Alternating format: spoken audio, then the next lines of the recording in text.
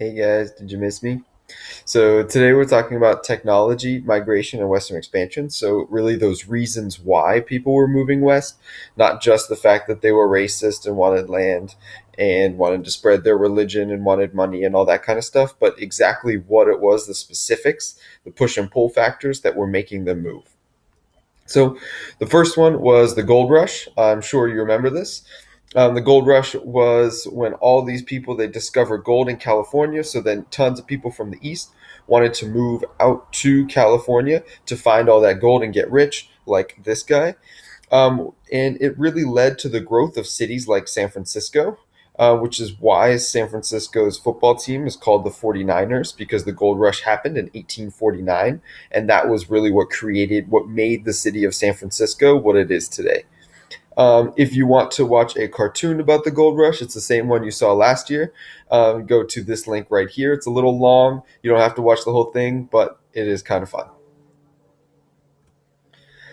The second reason why people were moving to the West was the Homestead Act. And the Homestead Act was an act passed by Congress. It was a law that said that the land out in the West could be given away for free or very cheaply to people who wanted to move there and start a farm and start a family.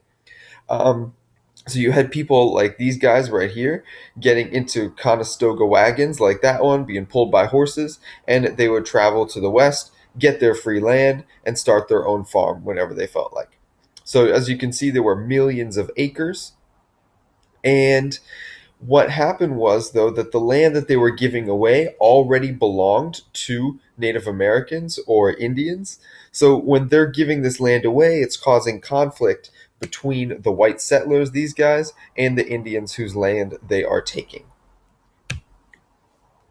The next one was railroads, and this was the introduction of railroads and railroad technology was a huge factor in the movement of people west. So before people were traveling in these wagons like this, like we saw in the last picture too, and then you started moving to railroads. Railroads were faster, they were safer, they were cheaper. All these things made it so people could move west in bigger and bigger numbers.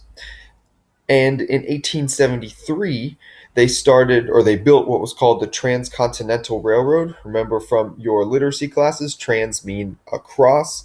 And so this Transcontinental Railroad, what did that mean? Exactly. They went all the way across the continent.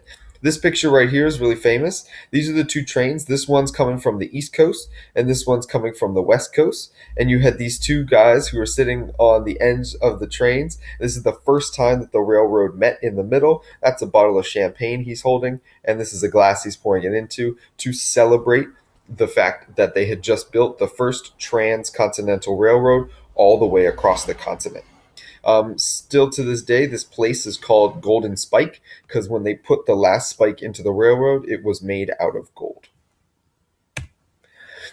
Another big one is the steamboat. And the steamboat, as we already know, increased trade and transportation to cities all along rivers, particularly New Orleans. You can see this steamboat is called the New Orleans.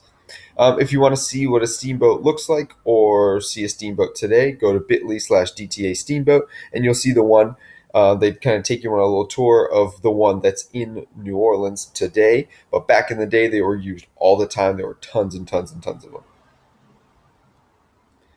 You also had, in terms of water technology, canals, and particularly the Erie Canal, and they connected the Great Lakes to New York. So here's the Great Lakes over here. Here's the Erie Canal going like this all the way along, so that you can get all the way down to New York City. And people would travel on barges like this one here, and they could put all kinds of goods. You could put lumber on there, you could put coal on there, you could put anything that you're trying to trade from one place to another.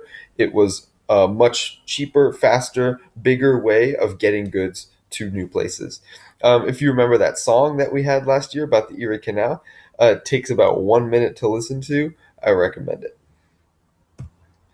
Next one was the telegraph, and that's this thing right here. You should watch this video before you do anything else, so you understand what exactly the telegraph was and what effect it had on people.